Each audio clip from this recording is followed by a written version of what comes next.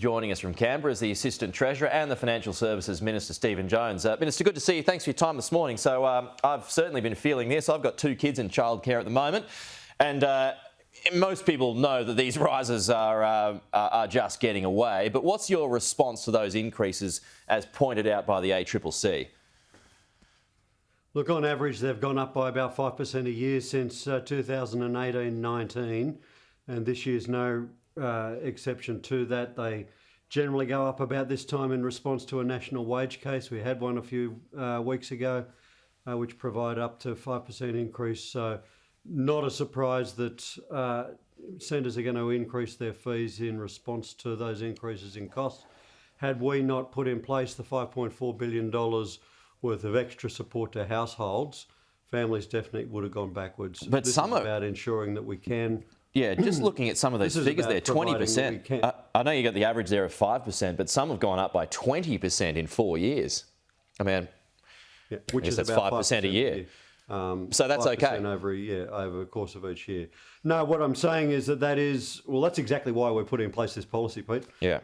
Because in opposition, we looked at this and we could see it was actually a barrier to women re-entering the workforce or doing day 4 and day 5 of a working week. So It's actually an economic policy as much as an early childhood education policy, mate. So from July 1, just going through some of the dates now, July 1, childcare workers get a pay rise. Centres jack up the prices, just as government subsidies kick in. Is that not an example of a wage price spiral? It's exactly the reason why, as we set this policy together and people were saying, look, how are we going to stop, particularly for-profit centres, just jacking up their fees to increase their profits. It's why we asked the ACCC to conduct an inquiry. They've done an interim report, which is the basis of the information before you today. They'll give us a final report together with some recommendations in short order. It's exactly why we set this up, mate. It's to ensure that the relief we're providing goes exactly where it's needed, and that's into the wallets of households who are already doing it tough. Are some centres taking the mickey? Look, there'll be some out there that are. I have no doubt that there'll be some out there that are. The majority of centres I know are running on the smell of an oily rag, and they're in the not-for-profit sector. The vast majority of those will put their fees up to the minimum that they're required to pay their wages.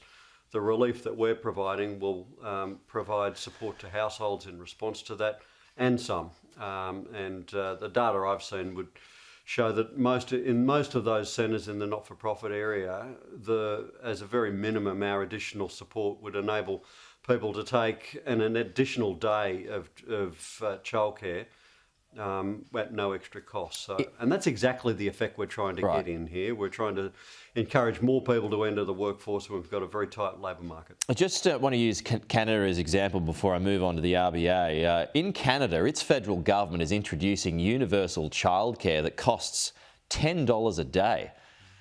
Now, that kind of costs here in Australia would make a parent's eyes water out of jealousy. Would that ever be a possibility here? I look at all the money that I shelled out, and I'm sure you're shelling out now, Pete, over childcare, and you look at that with envy.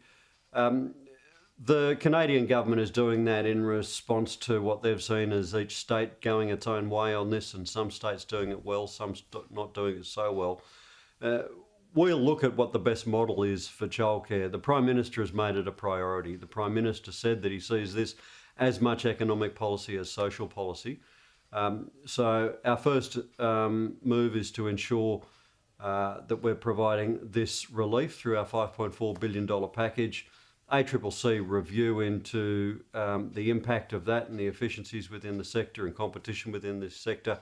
And we will look at those recommendations and other inputs to ensure that we get it right. It's a priority for us. So it's on the cards here? It's on the cards here? I mean, Trudy just referred to this. Trudy just referred to this, universal childcare here, but is it on the cards? The Prime Minister has made this a key priority for the government and said that he believes, as we all believe, that early investment in early childhood education has an outsized benefit for the development of that child. It's also an economic policy.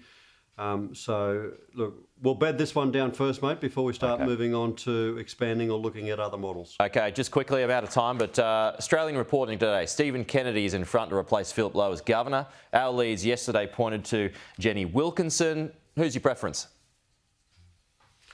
Mate, I'm going to disappoint you again, and I sound like a bore when I say you'll have to wait a couple of weeks. The full cabinet will make its decision.